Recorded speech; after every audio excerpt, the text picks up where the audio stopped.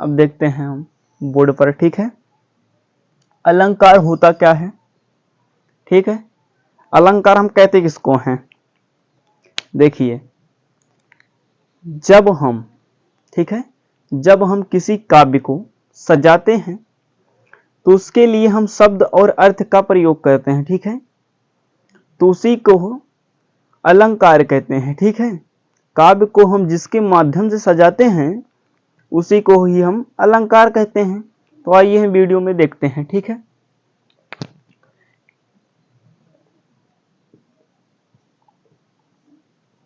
जब हम काव्य को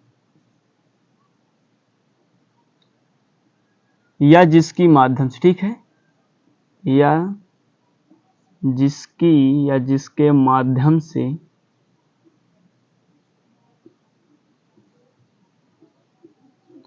हम काव्य को सजाते हैं,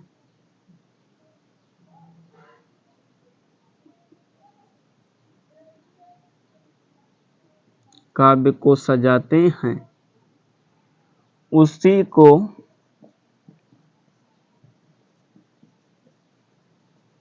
अलंकार कहते हैं, ठीक है। जब हम काव्य को, या इस तरह कह सकते हैं, किसी भी काव्य को सजाने के लिए जिसकी हमें आवश्यकता होती है, ठीक है, किसी भी काव्य को सजाने के लिए जिसकी हमें आवश्यकता होती है उसी की हम अलंकार कहते हैं, ठीक है। आइए अब जानते हैं हम अलंकार कितने प्रकार के होते हैं और अलंकार कैसे बना है बेटा। तो वह अलंकार बना है अलम प्लस में कार, ठीक है। इन दो शब्दों से, वर्ड बोल रहा था मैं, इन दो शब्दों से मिलकर के बना है अलंकार, ठीक है। इसी को हम अलंकार कहते हैं। अलंकार की डिफिनीशन आप लोग समझ गए होंगे, जिसके माध्यम से हम काव्य को सजाते हैं उसी को हम अलंकार कहते हैं। तो अलंकार कैसे बना वो भी समझ लिए हम। अब जानेंगे अलंकार के कितने प्रकार होते हैं। तो अलंकार के जो हैं दो प्रकार हैं, ठीक है। अलंकार के मुख्यतः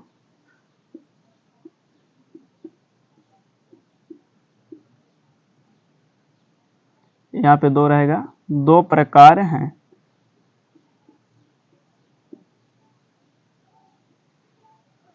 पहला कौन सा है, शब्द अलंकार, ठीक है।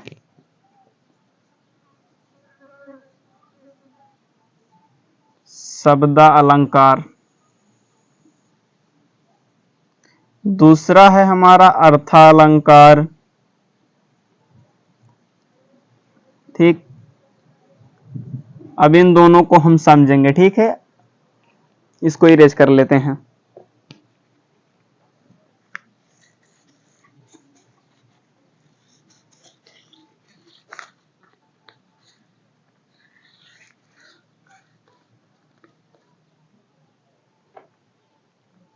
हेडिंग होगी शब्द अलंकार, ठीक है।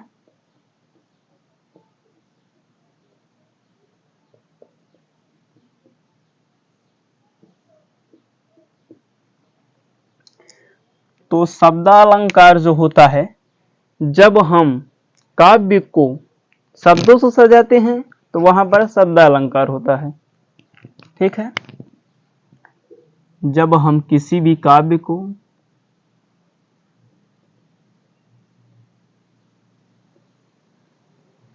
काव्य या कविता भी कह सकते हैं, ठीक है, काव्य या कविता को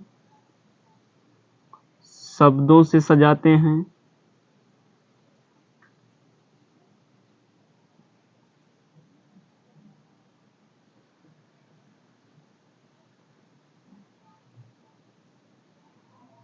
तो वहां पर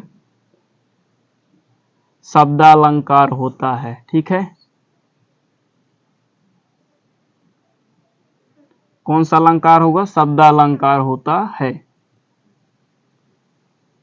बात करते हैं अर्थालंकार की।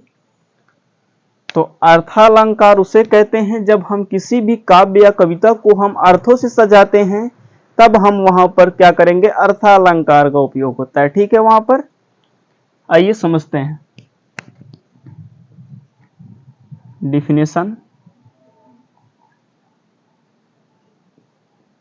अर्थालंकार। चाहे आप अलग लिखेंगे या एक ही में कर देंगे तो भी पढ़ा वही जाएगा। ठीक है, सेम डिफिनीशन है, बस यहां पर क्या हो जाएगा, जहां पे शब्दों है वहीं से अर्थ हो जाएगा। ठीक है, जब हम किसी काव्य या कविता को अर्थों से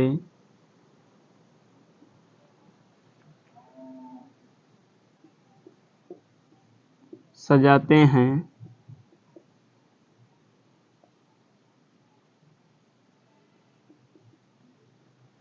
तो वहां पर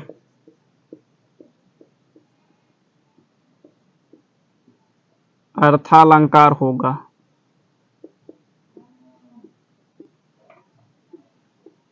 ठीक है, तो ये दोनों तो आपको समझ में आ गए होंगे। जब हम किसी भी काव्य को शब्दों से सजाते हैं तो वहां पर शब्दालंकार होगा, जब हम किसी भी काव्य या कविता को अर्थों से सजाते हैं तो वहां पे अर्थालंकार होगा। ठीक है, तो बात करते हैं, हम आगे चलेंगे। अर्थालंकार के अंतर्गत आता है उपमा अलंकार। ठीक है, इसको इरेज कर लें।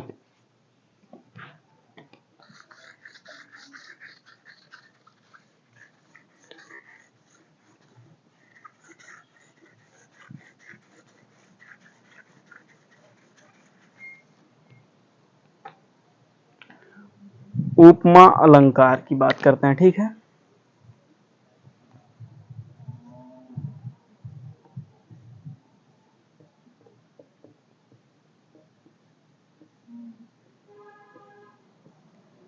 जब पंक्ति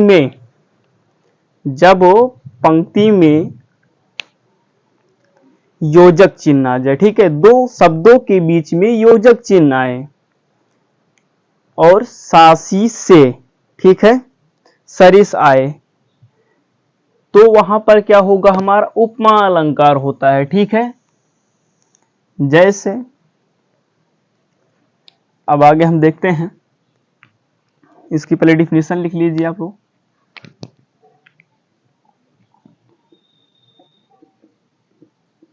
जब पंक्ति में दो शब्दों के बीच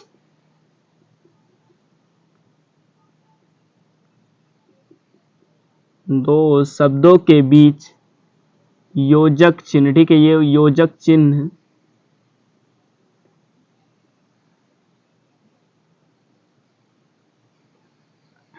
आए तो वहां पर उपमा अलंकार होगा। उपमा अलंकार होगा। ठीक है, उदाहरण देखते हैं।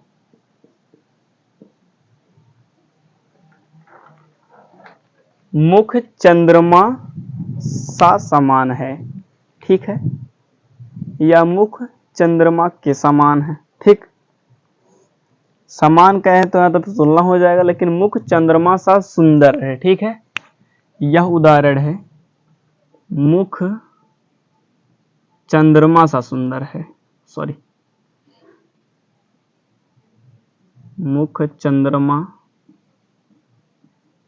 सा सुंदर है।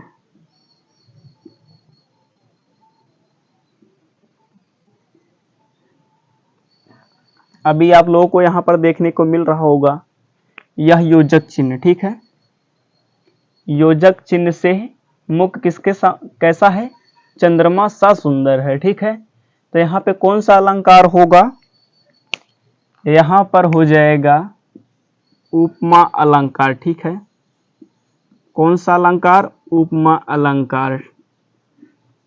ठीक है, जब पंक्ति में दो शब्दों के बीच योजक चिन्ह आए तो वहां पर उपमा अलंकार होगा। ठीक है, इसको इरेज कर लेते हैं।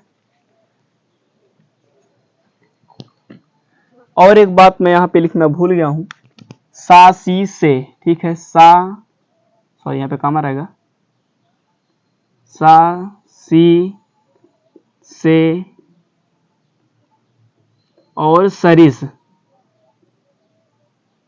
आए तब क्या होगा, उपमा अलंकार होगा। ठीक है, और योजक चिन्ह भी होगा। ठीक, अब बात करते हैं हम जो है